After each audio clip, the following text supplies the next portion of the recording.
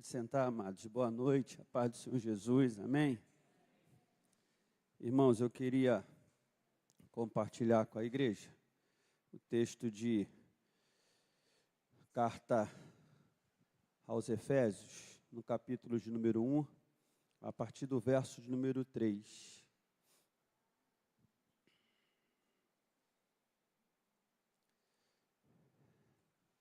Efésios, capítulo 1, a partir do verso de número 3, nós vamos ler até o verso 10 do capítulo 2.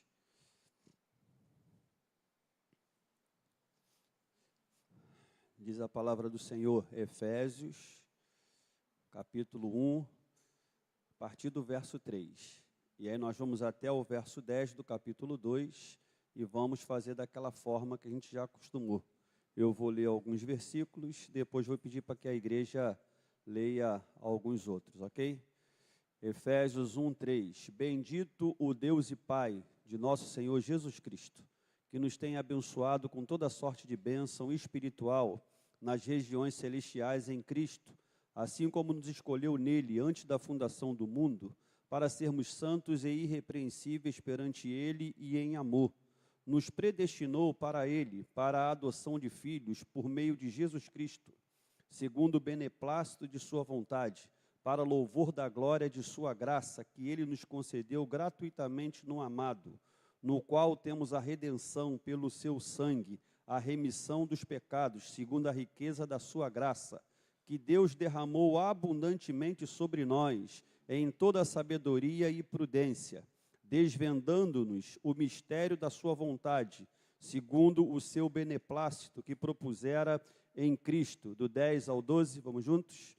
De fazer convergir nele, na dispensação da plenitude dos tempos, todas as coisas, tanto as do céu como as da terra, nele digo, no qual fomos também feito herança, predestinados segundo o propósito daquele que fez todas as coisas, conforme o conselho da sua vontade, a fim de sermos para louvor da sua glória, nós os que de antemão esperamos, em quem também vós, depois que ouviste a palavra da verdade, o evangelho da vossa salvação, tendo nele também crido, fostes selados com o Espírito Santo da promessa, o qual é o penhor da nossa herança, até o resgate da sua propriedade em louvor da sua glória.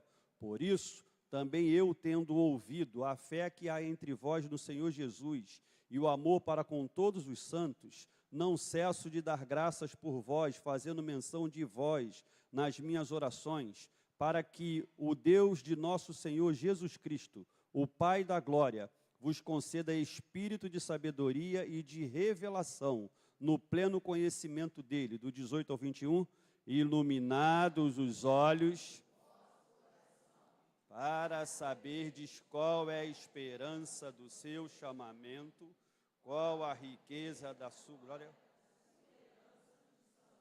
e qual a suprema grandeza do seu poder, para com os que cremos, segundo a eficácia da força do seu poder, o qual exerceu ele em Cristo, ressuscitando dentre os mortos, fazendo sentar à sua direita nos lugares celestiais, acima de todo principado e potestade e poder e domínio, do nome que se possa referir, não somente, mas também, e pôs todas as coisas debaixo dos pés, e para ser o cabeça sobre todas as coisas, o deu à igreja, a qual é o seu corpo, a plenitude daquele que a tudo enche em todas as coisas.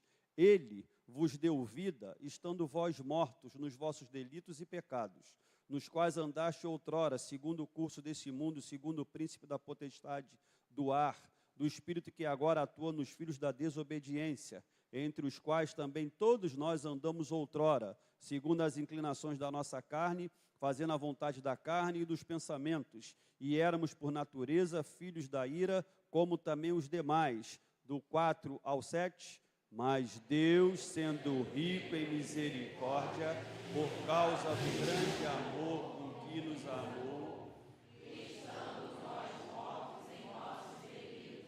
nos deu vida juntamente com Cristo. Pela graça sois salvos. Nos ressuscitou e nos fez assentar nos lugares celestiais em Cristo Jesus, para mostrar nos séculos vindouros a suprema riqueza da sua graça em bondade para conosco em Cristo Jesus. Porque pela graça sois salvos, mediante a fé. E isto não vem de vós, é dom de Deus, não de obras, para que ninguém se glorie, pois somos feitura dele, criados em Cristo Jesus para as boas obras, as quais Deus de antemão preparou para que andássemos nelas. Amém? Que o Senhor Deus nos abençoe com o texto lido da sua palavra, que é poderosa, viva e eficaz. Nós vivemos um tempo em que muita coisa que nos facilita a vida, às vezes nos prejudica na caminhada. Eu pedi para que a igreja lesse comigo, correto? Eu lia e depois pedia para que a igreja lesse imediatamente. Um bocado de irmãos se utilizando bem da tecnologia, ficou refém do que estava sendo projetado. E quando estava sendo projetado atrasava, alguns atrasavam na leitura. Se a gente não vigiar, essa tecnologia, daqui a pouco nos atrapalha em termos de conhecimento prático do texto sagrado. A gente não vai mais gravar nada, a gente não vai memorizar nada, a gente vai ficar sempre dar um Google, sempre dar uma busca rápida na tecnologia e não fica mais nada guardado na nossa mente, no nosso coração. A tecnologia é uma ferramenta para nos ajudar. Ela não pode ser o fim do negócio. Então, quem está com a sua Bíblia aí, dá um glória a Deus. Então, crente, quando eu falar assim, vamos abrir a nossa Bíblia, dê preferência à Bíblia que está na sua mão, ok? Se a tua versão for diferente, aí você vai ficar refém do que está ali, ok? Mas, irmãos, isso é importante, sabe por quê? A gente tem um monte de coisa boa que a tecnologia nos facilita o caminho, mas a tecnologia tem que ser bem usada, senão daqui a pouco a gente não memoriza, a gente não sabe onde está nada, né? A gente aqui prima por isso. A criançada no departamento infantil, a gente faz concurso e dá até prêmio para quem acha primeiro, né? Por exemplo, se eu pedir agora aqui para a gente aqui abrir a Bíblia em Naum, aí de repente vai ter gente que vai tentar abrir no Na2, porque no Na1 desapareceu, né? Então, irmão, fica ligado nisso, tá bom, irmão? Porque a tecnologia tem que nos ajudar, nos auxiliar, mas fica ligado, fica ligado. Eu tenho a Bíblia no celular, eu gosto da tecnologia, é uma beleza, é uma ferramenta, mas fica ligado, irmão. Sabe por quê?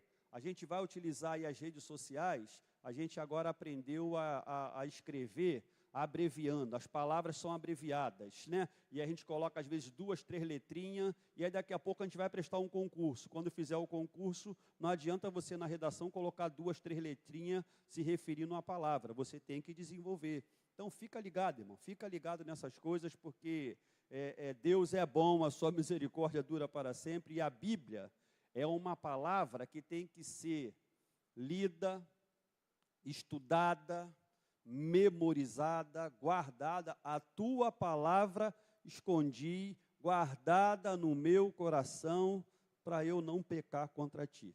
Então, amado, faça um esforço para memorizar, para guardar, para entender o texto bíblico. Amém? Irmãos, o texto bíblico que nós lemos me dá uma direção e me faz entender que para esse trabalho chamado redenção, para esse trabalho chamado salvação, para que eu e você fôssemos libertos do império das trevas, foi um trabalho tão extraordinário, algo tão maravilhoso, que é um trabalho realizado pela Trindade. É um trabalho que não foi realizado apenas pelo Pai, ou pelo Filho, ou pelo Espírito. É um trabalho realizado pelas três pessoas da Trindade. Aliás, foi assim no começo. Quando o Senhor, em Gênesis capítulo 1, Deus criou todas as coisas. A terra era vazia, era sem forma, e Deus foi criando tudo, foi criando. Aí, deixa um dedinho aqui em Efésios. Seja preguiçoso não, crente. Abre tua Bíblia. Ela vai colocar ali, ela e ele. Está lá em cima, lá a dupla. Eles vão colocar ali, mas principalmente para quem nos visita. Abra a tua Bíblia aí, Gênesis capítulo 1, no verso 25. E aí depois nós vamos dar ênfase no 26. No Gênesis 1, 25, Gênesis é logo antes de Apocalipse. Rapidinho você acha. Vamos lá, Gênesis capítulo 1, verso 25 diz assim, ó: E fez Deus os animais selváticos, segundo a sua espécie, os animais domésticos, conforme a sua espécie, e todos os répteis da terra, conforme a sua espécie, e viu Deus que isso era bom. Depois de ter feito lá as plantas e tal, separação de água, dia, noite e tal, Deus criou os animais, viu que era bom. E quando chega no verso 26, olha aí, ó: Também disse Deus: façamos o homem a nossa imagem, conforme a nossa semelhança. Tenha ele domínio sobre os peixes do mar, sobre as aves do céu, sobre animais domésticos, sobre a terra e sobre todos os répteis que rastejam pela terra. Quando Deus foi criar o homem, quando Deus foi criar o Adão, foi um trabalho feito pela Trindade. Façamos o homem conforme a nossa imagem, conforme a nossa semelhança. Se fosse um trabalho de uma das pessoas da Trindade apenas, seria: farei o homem conforme o que eu acho que tem que ser feito. Mas o texto diz: façamos o homem conforme a nossa imagem, conforme a nossa semelhança. A Trindade junta, a Trindade formou o homem. Nasceu lá e, de repente, lá com as mãos, aquele trabalho do conjunto, aquele boneco feito, e aquele boneco que está ali feito não tinha fôlego de vida, e de repente então foi soprado nas narinas daquele boneco ali o fôlego de vida, e aí então passou o homem a ser alma vivente, passou a ser uma pessoa conforme a imagem da Trindade, tendo condições de raciocínio, tendo condições de governar, tendo condições de administrar e colocar ordem lá no jardim criado por Deus. A Trindade então forma o homem. O homem, todo mundo sabe, o homem então peca, o homem desobedece. À primeira vista, parece que a criação de Deus se perdeu, a criação de Deus foi por água abaixo. Mas Deus, que nunca será pego de surpresa, já sabia de que isso iria acontecer, por isso o efeito do sangue de Jesus já era conhecido na eternidade, a Trindade já sabia que isso seria dessa forma. Então o sacrifício de Jesus, antes de ser criado o homem, a Trindade já tinha estabelecido que haveria um sacrifício para resgatar o homem, porque o homem iria acabar fazendo o que não devia. O tempo passou, e aí o pecado apareceu, e depois de tudo aquilo, aquela história toda, né, que o Adão se esconde, a Eva também, e aí procura lá algumas folhas para poder fazer para eles uma roupa, e chega no final do dia, e Deus então chega lá, né, e fala aí: cadê vocês? Nós estamos escondidos. Por que estão escondidos? Ah, porque nós estamos nus. Quem é que fez vocês saberem que estava nu?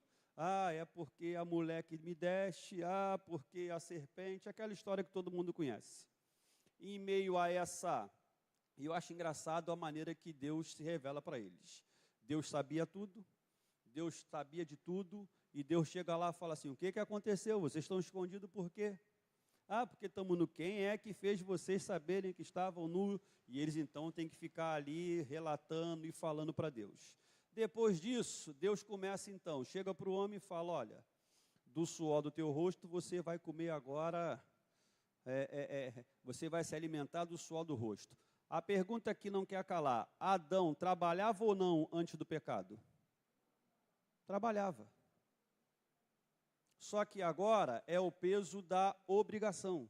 Tanto trabalhava que antes do pecado ele já tinha a incumbência de dar nome aos animais.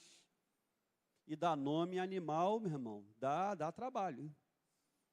Porque, pelo amor de Deus, né? O cara teve que ter uma imaginação fértil, né? O cara, né? E olha para aquele ali que fica pulando ali, aquele é macaco, tá bom. Né? E daqui a aquele que está ali, aquele bicho feio que está ali, está atravessando ali e tal.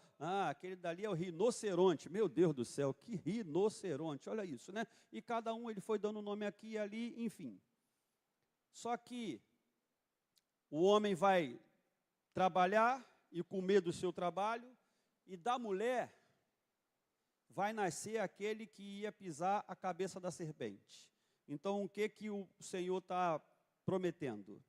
O Senhor está prometendo um plano de resgate.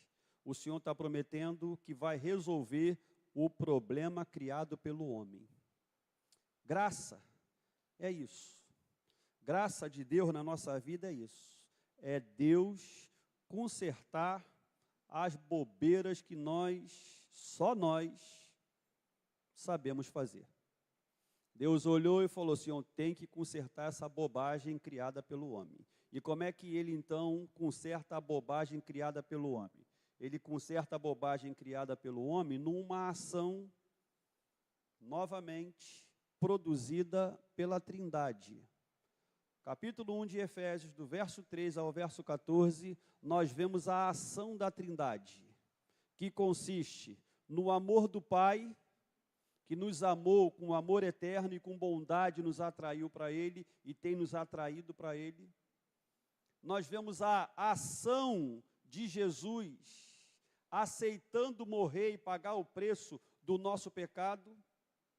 E nós vemos também a manifestação do Espírito Santo, porque o Espírito Santo é que faz com que a palavra pregada fleche o nosso coração, e uma vez que essa palavra pregada gera fé no nosso coração, o Espírito Santo então nos sela. É o Pai nos amando com amor eterno, é o Filho se sacrificando por nós, é o Espírito colocando em nós um selo e uma condição de nos fazer chegar até o último dia. É por isso que há uma confusão na seara evangélica, de uns acreditando em que a pessoa que hoje está salva, ela pode, no meio da caminhada, se perder, e outros que, entendendo que a salvação é uma graça divina e é o Espírito Santo que vai nos fazer chegar até aquele último dia, essa salvação não se perde. De um lado, os que acreditam que, para que eu entre no reino dos céus, eu tenho que me esforçar e pelo meu esforço é que eu vou entrar. Do outro lado, aqueles que entendem que nenhum esforço humano é suficiente para fazê-lo entrar no reino dos céus. E quando chega no capítulo 1 de Efésios, o Paulo está ensinando, e é a carta do Novo Testamento que mais nos dá entendimento do que verdadeiramente é ser igreja, de como que Deus, a partir do sacrifício de Jesus e a ação do Espírito Santo, como é que Ele hoje enxerga e como é que Ele criou a igreja.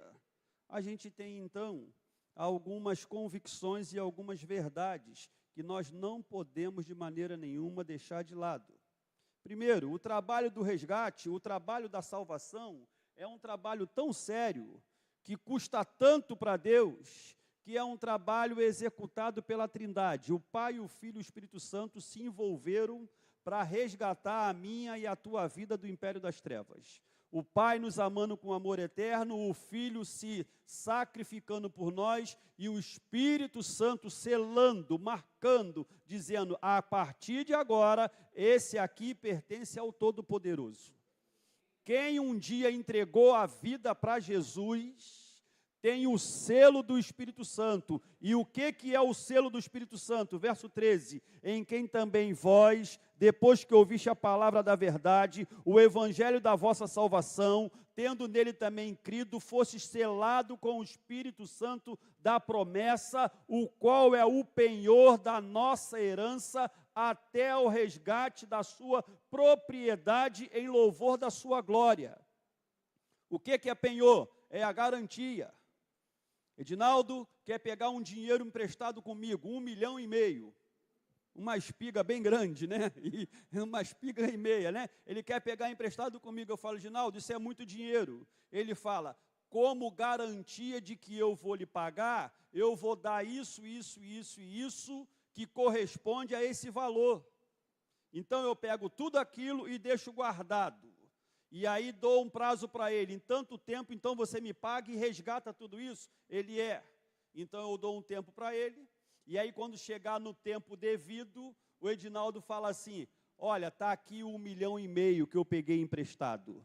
Aí eu devolvo para ele tudo aquilo que ele tinha deixado comigo como penhor, como garantia do empréstimo feito. O Espírito Santo faz algo parecido. O que o Espírito Santo faz na minha e na tua vida? Uma vez que o Evangelho da verdade, o Evangelho de Cristo, penetrou no nosso coração, o Espírito Santo então sela e diz aqui está a garantia de que esse daqui vai chegar até o final. Por que vai chegar até o final? Porque eu irei sustentá-lo até aquele grande dia.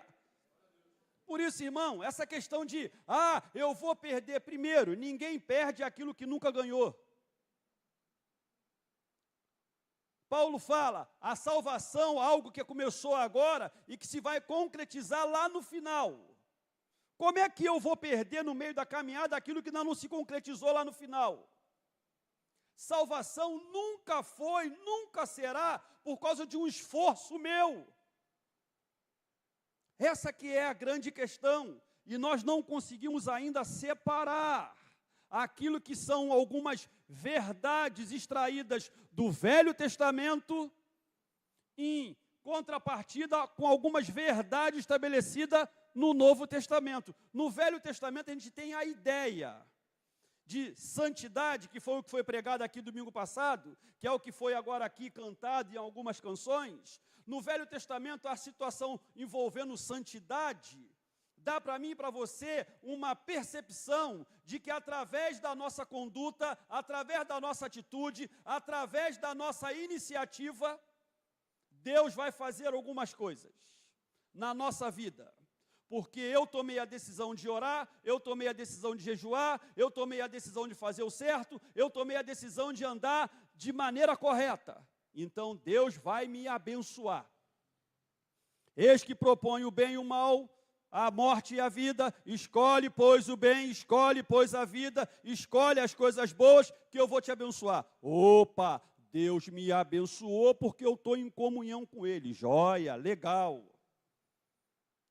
Então eu faço, Deus me abençoa. Eu tomo uma atitude certa, Deus vai lá e me cobre de bênção. Isso tudo é baseado naquilo que no Velho Testamento se foi estabelecido.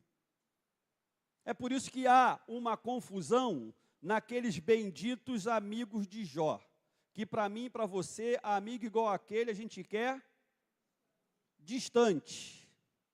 Mas os caras eram amigos de Jó mesmo. Sabe por quê? Porque a ideia que se tinha naquela época era, se alguém está em santidade, se alguém está vivendo direito, se alguém está buscando ao Senhor, o Senhor vai abençoar. Se alguém está vivendo de maneira errada, se alguém tem uma capa de Acã escondida, Deus vai marretar. Vai pesar a mão. Essa é a ideia que está lá no Velho Testamento. Essa é a ideia que permeia a teologia da prosperidade. Tudo voltado no pensamento do Velho Testamento. O homem está bem com Deus, o homem busca o Senhor, o homem declara, eu e a minha casa serviremos ao Senhor. Então Deus vai lá e cobre de bênçãos o seu povo. Legal, ok, bacana, tudo certo. Só que hoje a gente está numa nova aliança. E na nova aliança, a aliança da graça, onde a Trindade novamente se movimentou para criar a igreja do Deus vivo aqui na face da terra, o negócio fica um pouquinho diferente. Porque a começar em Jesus, aquele que vive uma vida piedosa em Deus, sofre perseguição. Aquele que mais fez pelo evangelho na sua época, algumas vezes foi preso e chicoteado. Aquele que em dado momento falou para a igreja de Corinto: olha, eu dou graças a Deus que eu falo em outras línguas muito mais do que vocês. Sofreu um naufrágio, foi picado por cobra, ficou preso, aprendeu a viver contente em toda e qualquer situação. Quando chega no ambiente do evangelho, quando chega no ambiente da graça, esse negócio chamado prosperidade muda de figura. Quando chega no Novo Testamento, no ambiente da graça, a gente começa a perceber que aquilo que eu achava que era por mérito próprio, agora eu entendo que não tem mérito nenhum em mim. E na questão de perder ou não a salvação, o pior é isso, é que alguns acham que vão entrar no reino dos céus por causa do seu comprometimento, por causa do seu esforço, por causa da sua perseverança. Irmãos, aliás, a gente precisa olhar para o Velho Testamento na totalidade, porque teve um dia, isso está lá no Velho Testamento, né? No livro dos Reis, o profeta Elias 3 vezes falou, uma vez falou para o povo, 3 vezes falou para Deus: ah, só eu estou aqui, todo mundo te abandonou, só eu fiquei. Chegou uma hora que Deus falou assim: chega, ô Elias, eu conservei em Israel 7.000 que não se dobraram a Baal. O que é isso? É lá no Velho Testamento, Deus dando uns insights, dando uma observação, fala assim: ô rapaz, para com essa bobeira, porque o homem só se conserva santo, o homem só anda no caminho da santidade, o homem só faz coisa boa porque eu sustento, diz o Senhor. Tiago fala que toda boa dádiva, todo dom perfeito vem do Pai das luzes, em quem não pode haver variação. E se eu e você praticarmos obras boas, obras maravilhosas, obras aprovadas, vou falar bem baixinho, já falei isso alguns dias atrás, se eu e você fizermos o que é certo, fizermos obras maravilhosas, obras que glorifiquem o nome do Pai, não fizemos mais do que a nossa obrigação, porque diz o texto: pois somos feitura dele, verso 10 do capítulo 2, pois somos feitura dele, criados em Cristo Jesus para as boas obras, a quais Deus de antemão preparou para que andássemos nelas. Eu abençoei o irmãozinho que estava numa necessidade, e se eu não chego lá naquela hora, aquele irmãozinho passaria onde, não sei nem se estaria vivo. É mesmo? Pô, cara, legal, hein? Tu não fez mais do que a tua obrigação, filhão. Você abençoou alguém? Quem já abençoou alguém aí, dá um glória a Deus. É isso mesmo. A glória é de Deus, não é tua não. Não é minha não, irmão. A glória não é nossa, a glória é de Deus. Nós precisamos fazer claro. E quem é que faz alguma coisa para abençoar a vida do irmão e fala glória a Deus de novo? Parabéns, que você fez algo para o seu irmão para a glória de Deus, parabéns. É por isso que Jesus dá logo na raiz: aquilo que a tua mão direita dê, a esquerda não tome conhecimento, crente. Aquilo que você fez pelo Joãozinho, não precisa contar para o Joaquim, para o Manuel e para a portuguesada toda. Aquilo que você fez por Senhor, obrigado, eu fui teu instrumento para abençoar a vida dele.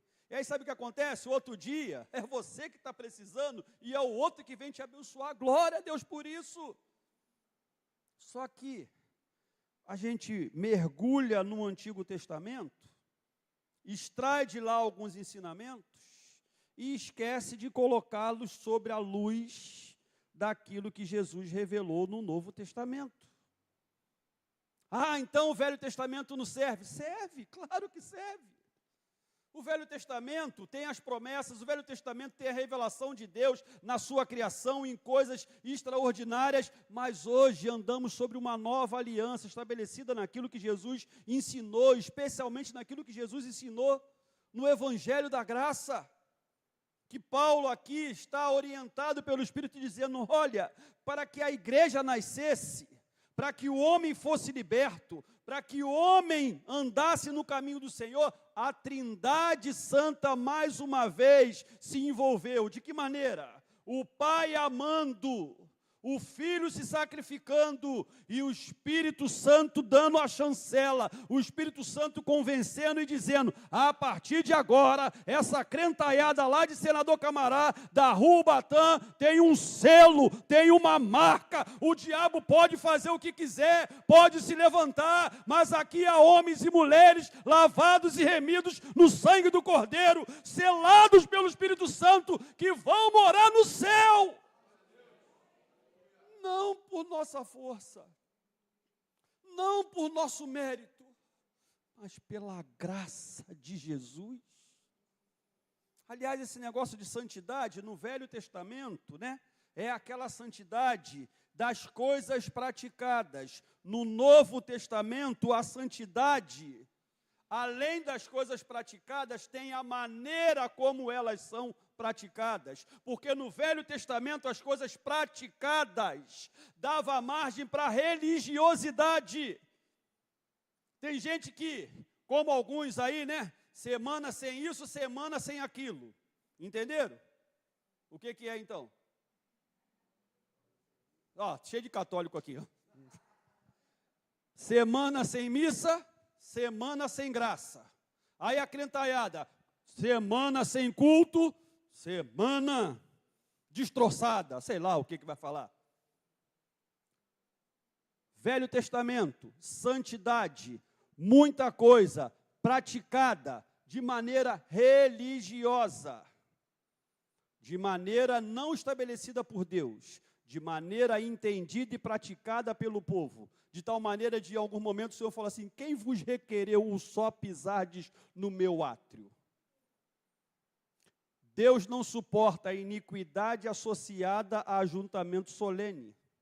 Por quê? Porque a religiosidade nos faz ter uma cara de pau tal que a gente consegue levantar a mão, que a gente consegue até chorar, mas com uma vida indigna na presença do Senhor. Agora, no Novo Testamento, essa questão de santidade vai além da religiosidade, vai além da prática do culto, vai além de vir à igreja. Você tem que vir à igreja, você tem que fazer a obra, mas o que está sendo pesado não é o se você faz ou deixa de fazer, é como você faz e por que deixou de fazer. O que está sendo pesado é o que está dentro do coração, porque nós somos tão, que nós somos capazes de fazer a coisa certa da maneira errada. Nós somos capazes de abençoar a Carla e depois falar assim, para a glória de Deus eu abençoei a Carla. Se não fosse eu na vida dela, o sangue de Jesus tem poder. Prepare e leva Jesus. Só assim, né? Nós corremos muitas vezes o risco de fazer o certo da maneira errada. Santidade no Novo Testamento vai além da religiosidade. Santidade no Novo Testamento é um estilo de vida diferente. Santidade no Novo Testamento eu apresento agora, não apenas fazer assim. Carla, está vendo aqui? Isso aqui é a minha Bíblia. O que eu estou fazendo? Eu estou apresentando para ela a minha Bíblia. Você quer? Vou te dar não, é minha. Porque eu apresentei para ela. Agora, é só fictício, tá? Não se aproveita não, tá bom? Tá bom? Agora, Carla, isso aqui é a minha Bíblia. Toma para você. Agora, ainda bem que eu falei que era só fictício. Agora a Bíblia é de quem? Agora dá Carlos. Não é não, porque é só brincadeira. Pode me devolver, pode me devolver, pode me devolver. Capítulo 12 de Romanos, a tradução está equivocada. Vê aí Romanos capítulo 12.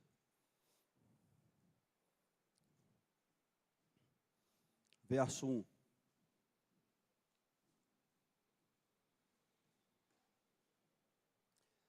O que diz? Rogo-vos, pois, irmãos,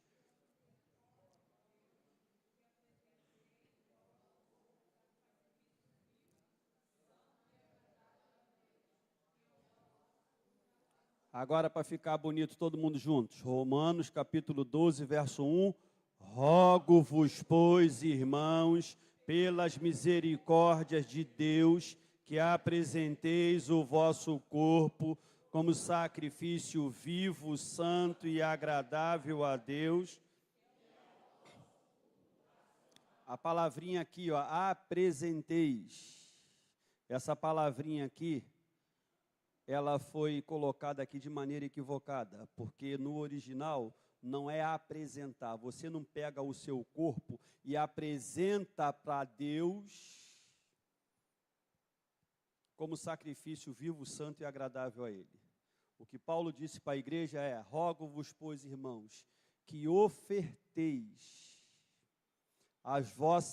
o vosso corpo como sacrifício vivo, santo e agradável a Deus, que é o vosso culto racional. Apresentar é diferente de ofertar. Quando eu apresento para vocês a minha Bíblia. Estão vendo daí? É minha. Agora, quando eu oferto, a partir do momento que eu ofertei, que eu dei, já não me pertence. Então, santidade no Novo Testamento é uma oferta que você faz para Deus, do seu corpo, de tudo que você tem, de tudo que você é. É por isso que tem gente que tem dificuldade de ser fiel em dízimos e ofertas. É porque apresenta para Deus, não oferta para Deus o seu corpo e tudo que é. A partir do momento que eu tenho um real encontro com Jesus, onde eu entendo que a Trindade se envolveu de tal maneira que o Pai me amou com amor eterno, o Filho se sacrificou por mim e o Espírito Santo vive em mim, me selando e testificando que eu sou santuário do Espírito. Eu oferto, nada que é meu é mais meu, é sempre para Ele, dele, por Ele. Por isso, Paulo, volta lá para Efésios. Verso 9, do capítulo 1, desvendando-nos o mistério da sua vontade, segundo o beneplácito que propusera em Cristo, de fazer convergir nele, na dispensação da plenitude do tempo, todas as coisas, tanto as do céu como as da terra. Tudo convergiu para Cristo. Tudo que está no céu converge para Cristo. Tudo que está na terra converge para Cristo. Então, aquilo que eu sou, aquilo que eu tenho, aquilo que você é, aquilo que você tem, de quem é? De Jesus. Então, não tenho mais como apenas apresentar, é ofertar, falar: Jesus, o que eu tenho é teu, o que sou é do Senhor. Quem eu sou nessa história toda? Eu sou alguém lavado e remido no sangue do Cordeiro, que pertence à família de Deus e que a partir de então o Espírito sopra na minha vida, mostrando a direção correta, a velocidade correta, porque às vezes nós confundimos as coisas. Às vezes o vento do Espírito está soprando de maneira impetuosa, mas nós estamos tão pesados que a gente vai indo devagar. Às vezes o Espírito Santo está soprando de uma maneira branda, tranquila, e a gente quer correr.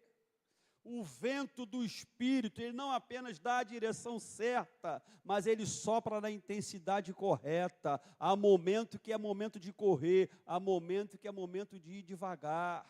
Então é o Espírito que mostra a direção e a intensidade, é o Espírito que comanda, que governa, é o Espírito que age e estabelece. No Velho Testamento, o povo acha que, fazendo isso ou aquilo, Deus imediatamente... E as pessoas julgam assim, fulano está bem com Deus, porque olha como é que ele está, cheio de dinheiro, casa na praia, está bonitão, está sem problema algum, porque está bem com Deus. Agora fulano de tal, esse não está bem com Deus, porque olha só, esse cara não tem carro, esse cara não tem casa, esse cara está passando necessidade, esse cara está em dificuldade, então esse cara não está bem com Deus. Aí, um moço que caminhou durante 33 anos na face da terra, chamado-se Jesus Cristo, um dia esse moço falou para alguém que estava numa árvore, desça depressa, filho, que o filho do homem não tem onde repousar, onde reclinar a cabeça. Aliás, quando ele foi nascer, ele já não tinha nem aonde nascer. Tiveram que improvisadamente lá, arrumar para ele lá uma estribaria lá, um lugar lá meio esquisito lá, para poder nascer e nascer daquela maneira. Depois, quando ele está no auge do seu ministério, já perto de morrer na cruz do Calvário, no auge do ministério, ele vai querer entrar em Jerusalém para se cumprir a profecia. Nem um jumento, nem uma jumentinha do ano ele tinha para entrar. Então ele pede para pegar emprestado. Pega lá. E quando está com o povo, vamos agora comer, porque aonde Jesus está, irmão, é lugar de banquete, é lugar de festa, é lugar de fartura. Vamos aí agora aí, irmão. Ó, já preguei aqui, né? Estou aí pregando, pregando. E olha, agora vamos dar comida. Ó, Senhor, libera o povo, que o povo está com fome. Vamos aí, vamos dar comida para esse povo todo. Senhor, tem não. Tem nem para a gente, quanto mais para esse povo aí. Ué, não tem não? Não tem não. Ô, Senhor, estão falando da gente aí, o que que é? Estão falando aí que está pegando mal esse negócio do senhor não pagar imposto, nem a gente. Ah, é? De quem se cobra impostos? Dos filhos daqui, dos estrangeiros? Ah, dos estrangeiros. Mas tá bom, faz o seguinte, paga lá para mim você. Tem não, Jesus? Não tem não? Não. Não era porque o Judas já tinha roubado de novo, é porque não tinha mesmo. Então tá bom. Ô Pedrão, vai ali naquele laguinho ali, joga ali o anzol, o primeiro peixe que você pegar, corta a barriga, pega lá uma moeda que está lá, paga o meu imposto e paga o teu.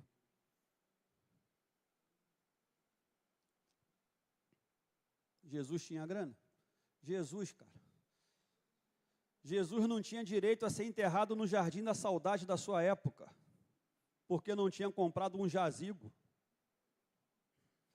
Se Jesus estivesse nos nossos dias, ele ia ter que ser enterrado na gaveta, ali no Murundu, como a maioria de nós aqui será enterrado, porque não tem dinheiro para comprar o jazigo da família. De quem estamos falando? De Jesus, o Filho de Deus. Alguém com maior santidade que ele? Quando no capítulo 2 o Paulo vai lembrar de quem éramos, depois de falar do trabalho da Trindade e lembrar de quem éramos, traz para a gente uma verdade. A verdade é a seguinte, que quanto mais nós nos aproximamos de Deus, quanto mais comunhão temos com a Trindade, mais percebemos a nossa incapacidade, o nosso não merecimento, que quanto mais nos aproximamos e quanto mais comunhão temos com Ele, mais enxergamos a nossa real situação, ao ponto de dizer, Senhor, muito obrigado, porque salvação na minha vida é só por misericórdia e graça, porque sozinho eu não conseguiria sequer me achegar ao Senhor, quanto mais perseverar até o fim. Por isso que Paulo fala, Ele, o Todo-Poderoso, o Deus da graça, vos deu vida, estando vós mortos nos vossos delitos e pecados. Quando é que eu e você recebemos vida da parte de Deus? A partir do momento em que tomamos a decisão de viver uma vida justa, a partir do momento que tomamos a decisão de viver uma vida consagrada, a partir do momento que tomamos a decisão de nunca mais errar, a partir daí, então, recebemos vida de Deus. Ele vos deu vida, estando vós mortos nos vossos delitos e pecados, nos quais andaste outrora, segundo o curso desse mundo, segundo o príncipe da potestade do ar, do espírito que agora atua nos filhos da desobediência, entre os quais todos nós andamos outrora, segundo a inclinação da carne, fazendo a vontade da carne e dos pensamentos, éramos por natureza filhos da ira, como também os demais.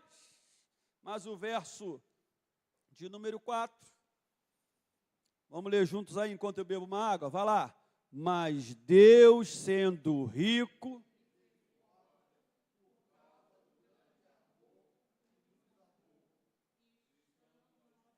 nos nossos delitos,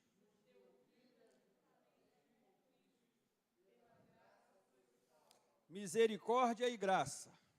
Misericórdia.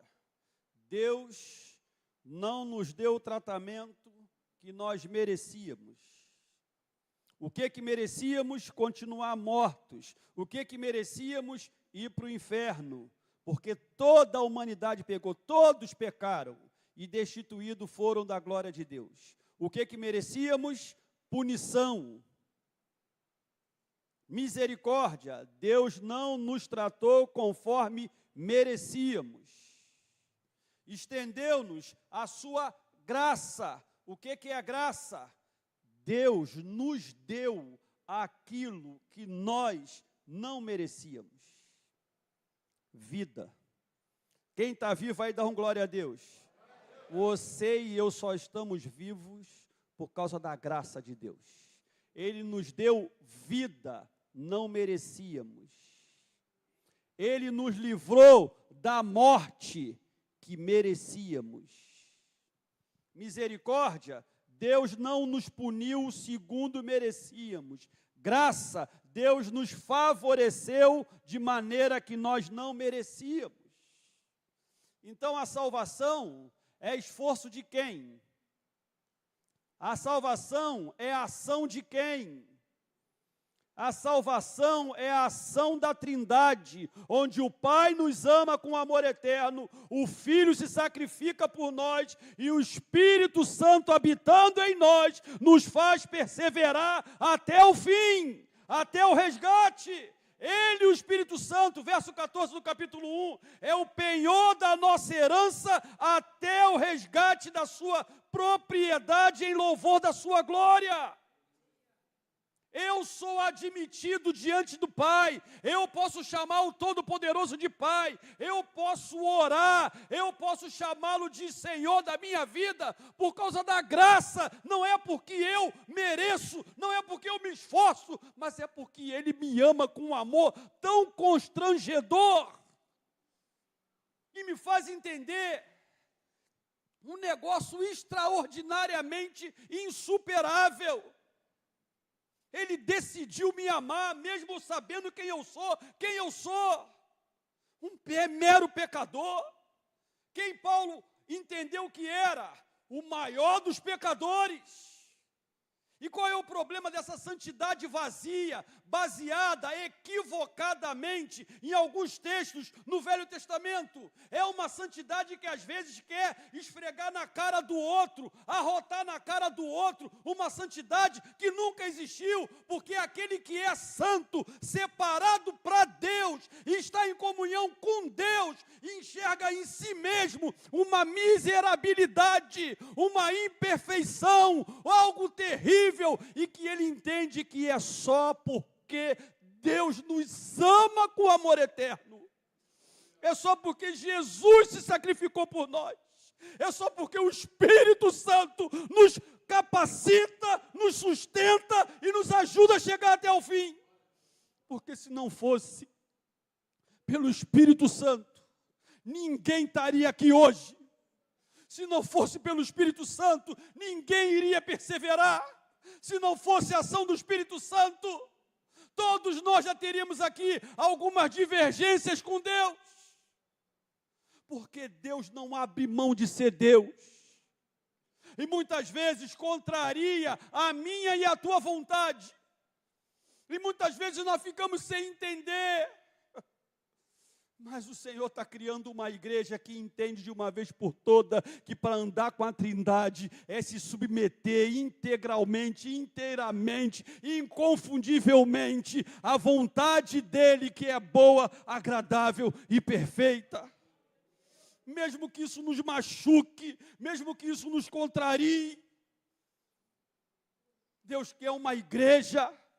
E uma igreja entende que Deus nos amou de tal maneira. Jesus se sacrificou por nós, morreu a nossa morte para que vivêssemos a sua vida. E o Espírito Santo é quem conduz a nossa vida, é quem dá a garantia e que vai nos levar até aquele último dia. Ah, pastor, mas a Bíblia no Novo Testamento diz que eu preciso me esforçar, que eu preciso viver de forma digna. Diz tudo isso. Tudo isso é verdade. E sabe como é que eu e você vamos conseguir? Nos esforçarmos, viver uma vida digna. Nós vamos conseguir tudo isso pela ação do Espírito Santo. Só. Qual é o meu mérito na salvação? Nenhum. Nenhum. Eu estava lá mergulhado, no lamaçal podre, fedorento de pecado. Ele foi lá e me resgatou. Onde é que você estava, meu irmão? Mergulhado no lamaçal de pecado. Ele nos deu vida, estando nós mortos em nossos delitos e pecados. Amados, se entendermos a graça, se entendermos o Evangelho, zero de julgamento, zero de apontar o dedo para os outros, zero de julgar quem quer que seja. Porque quando nós entendemos o Evangelho da graça, a gente aprende a ter misericórdia, a gente aprende o que é a graça, a gente para de julgar, a gente para de querer mérito para si, e a gente começa a falar: é verdade, Senhor, é verdade, eu não mereço. Como cantaríamos: eu não mereço tanto amor, não mereço. Não precisa cantar esse não, irmão. Pode cantar, porque senão aí esquece. Eu não mereço teu perdão. Merece não, irmão. Não merece não. Ninguém. Nós não merecemos o amor. Nós não merecemos o perdão. Nós não merecemos a graça. Mas Ele decidiu nos amar. Ele decidiu se sacrificar por nós, Ele decidiu enviar o Espírito, falou assim: eles não conseguem sozinhos, vou colocar neles o meu Espírito, para que tenham autoridade, para que sejam capacitados, para que consigam chegar até o final. Se não fosse o Espírito Santo em nós, irmão, tudo é dele, tudo é para ele, tudo converge para ele, ele que é o Senhor da glória. Agora, nesse trabalho da Trindade, onde o Pai nos ama com amor eterno, o Filho se sacrifica por nós, e o Espírito nos capacita para entender tudo isso, olha o que Paulo ora em favor daquela igreja, verso 15 até o verso 18, do capítulo 1. Por isso também eu, tendo ouvido a fé que há entre vós no Senhor Jesus e o amor para com todos os santos, não cesso de dar graça por vós, fazendo menção de vós nas minhas orações, para que o Deus de nosso Senhor Jesus Cristo, o Pai da glória, vos conceda espírito de sabedoria e de revelação no pleno conhecimento dele, iluminados os olhos do vosso coração, para saberdes qual é a esperança do seu chamamento, qual a riqueza da glória da sua herança nos santos. Como é que se entende tudo isso? Pela revelação do Espírito em nós. O Espírito Santo, amado, terceira pessoa da Trindade, é o nosso ajudador, é o nosso companheiro diário, é aquele que fala conosco todos os dias, é aquele que nos conduz e mostra o caminho da verdade. Já viu naquele momento em que você está prestes a fazer uma bobagem que só você sabe fazer?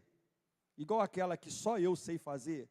Sabe naquela hora que você está prestes a fazer um negócio assim, e de repente, antes que você faça, o teu coração dispara, e você dá uma tremedeira em você, e você fala, pô, tem alguma coisa errada que não está certa nessa história, né? Você fica assim, o que está acontecendo? Gente, é o Espírito Santo sinalizando para você, não faz isso não faça isso, porque se você fizer isso, você vai entristecer aquele que te amou com amor eterno. Se você fizer isso, você vai entristecer aquele que se sacrificou por você. Se você fizer isso, você vai entristecer a mim, que habito em você. E muitas vezes, nós não concretizamos algumas coisas, porque o Espírito Santo meio que faz um sinal de alerta, despertar dentro de nós. Porque, irmãos, se o pecado, se o erro, se uma conduta equivocada, produzida por mim e por você, passar batido, deixa eu te dizer, é porque o Espírito Santo foi sufocado, apagado. Por isso que Paulo fala, não apagueis o Espírito. No meio pentecostal tem vaso aí? Mas vamos para um ambiente mais congregacional. Tem santuário aí? Quem é santuário do Espírito Santo de Deus? Dá um glória a Deus aí. Acho que vão entender na segunda vez. Tem santuário do Espírito aí? Dá um glória a Deus.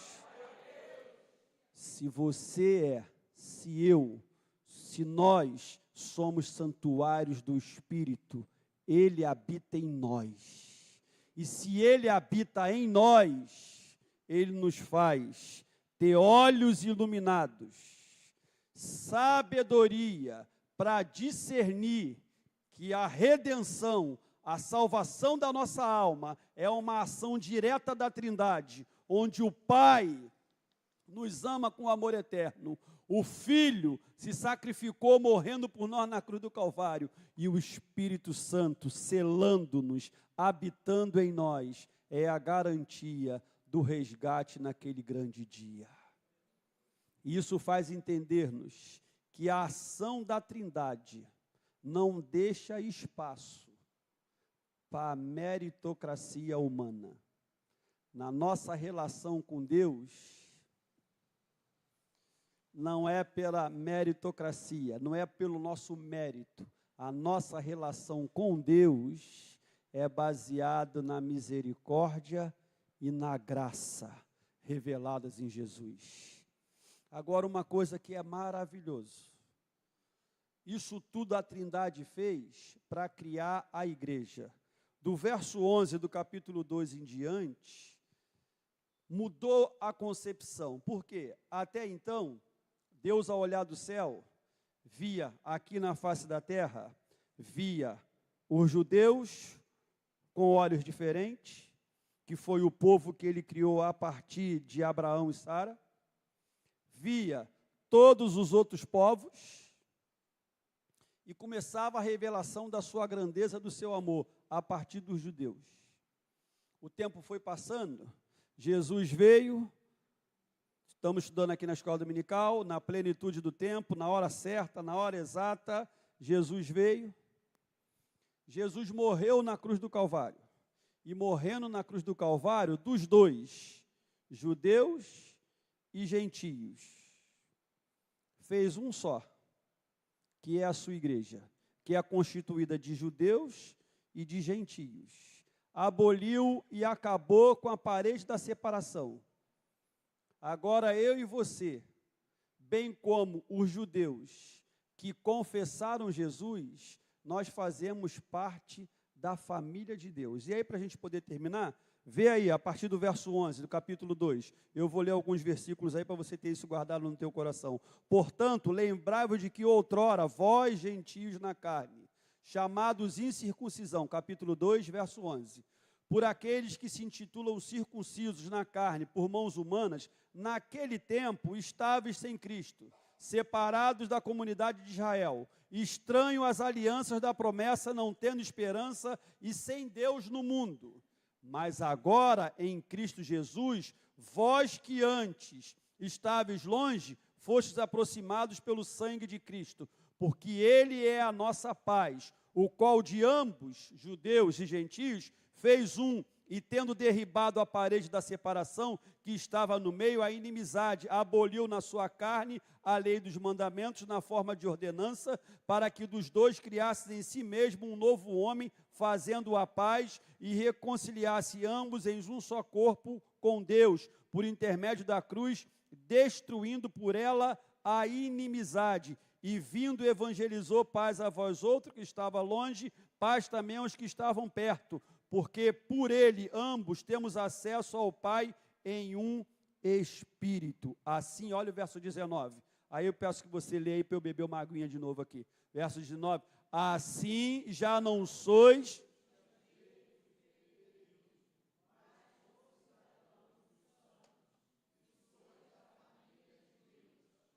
Você é da onde? Você faz parte da família de Deus, cara. Puxa vida, hein? Isso é o maior privilégio e a maior dádiva. Eu e você somos da família de Deus.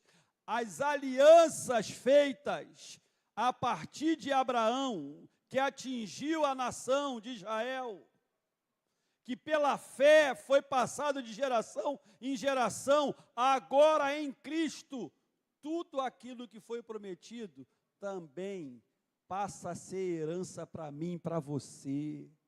Eu e você fazemos parte desse povo espiritual criado pela Trindade Santa. Agora, nós precisamos entender, amado, como é que no meu relacionamento com Deus as coisas funcionam. Primeiro, não tem mérito nenhum em mim, foi Ele que me resgatou. Ele que me amou, Ele que veio atrás de mim, Ele é que me sustenta, Ele é que me salva, Ele é que me capacita.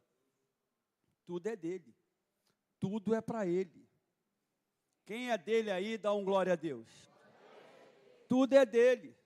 E sabe por que você é dele?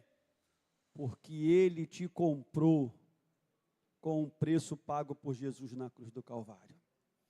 Que Deus nos abençoe, no nome de Jesus. Vamos adorar o Senhor. Cadê essa turma aí?